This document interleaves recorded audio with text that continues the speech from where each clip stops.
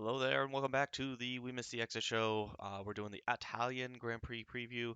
I was able to watch it this morning, which is unusual for me, and we're going to do the preview since I won't be around later. The Italian Grand Prix, again, is going to be tomorrow. Some quick race news. Not a whole lot happened this week. Red Bull and the Porsche deal fell through. We'll see if anything changes. Uh, I was a little happy. I thought Red Bull would be a cool um, manufacturer. Obviously, having an actual car company in there makes sense. I don't know where else they would go. Um, I feel like something will happen eventually, but we'll have to just wait and see. Um, as much as they say this deal is falling through, I think it's just the beginning. All right, moving on to Monza. Um, Whenever I would play a racing game, this was always the first F1 game. This is always the first track I would play. Just a lot of full throttle, which is a lot of fun. Couple turns, um, and it's looks like a boot, so it's or a foot, so it's pretty recognizable.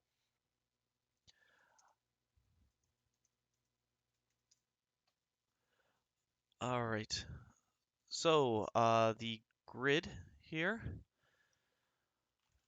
for tomorrow is not the same as Q3 ended, so we'll go over a few of the changes, but not everything, since not all of it's relevant. Um, Taking pole is going to be Leclerc. He had a great lap. He did get P1.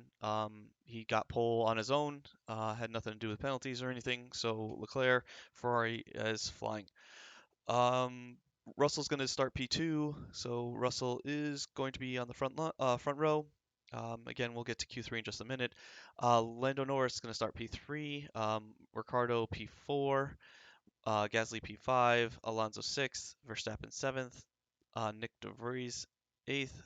Zhou 9th, Latifi 10th, Vettel 11th, Stroll 12th, Perez 13th, Ocon 14th, Bottas 15th, Magnussen 16th, Schumacher 17th, Sainz 18th, Hamilton 19th, and Sonoda last.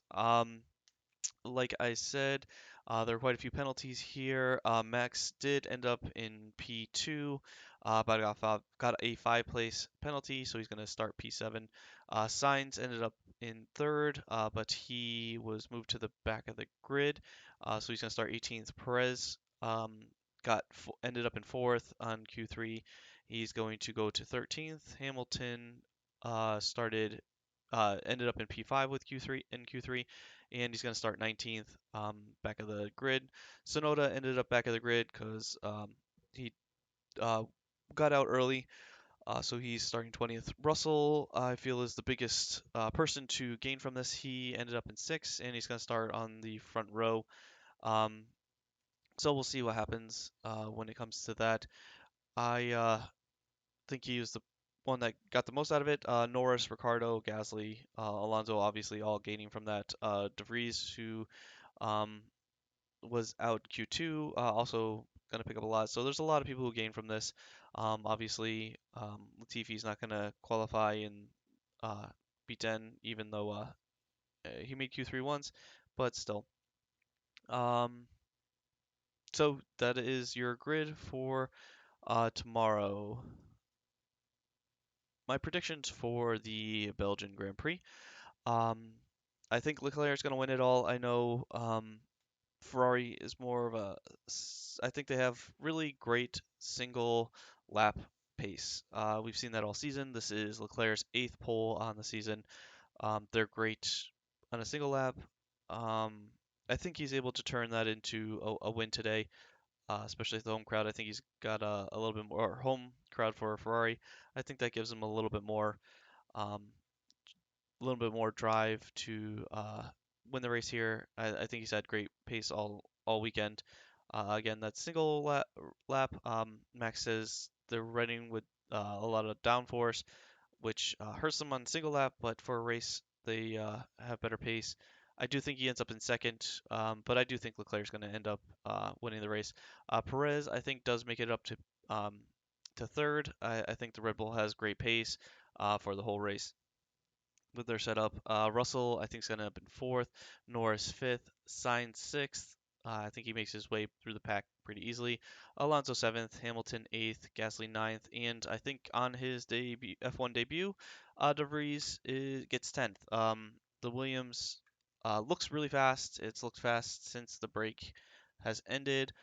Um, De Vries is a great driver. He's young, so it'll be great. I'd like to see him get some points on his debut here. Again, he's making his debut because Albon has appendicitis, so he's unable to race. Um, but uh, yeah, I want to see him get some points here on his debut.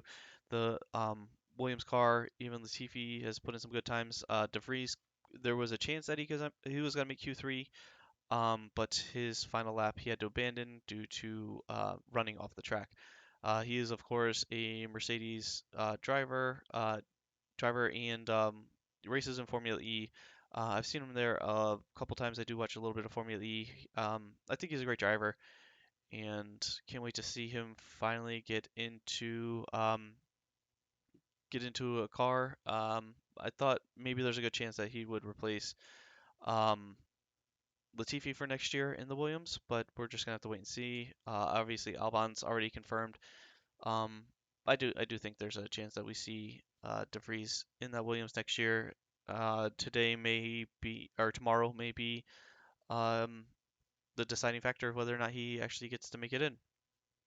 And regarding Ricardo, not being in my top 10, even though I have Norris, Ricardo did have a great qualifying. He did end up um, he made it in Q3, so he had a great qualifying. But as we all know, as we talked about yesterday, the winner of the last three Monza races, or last two Monza races, that would be Gasly and Leclerc, both crashed on the following year, and I think there's a chance that we see Ricardo follow that trend and maybe not crash, but just doesn't finish the race, um, just to keep the streak alive.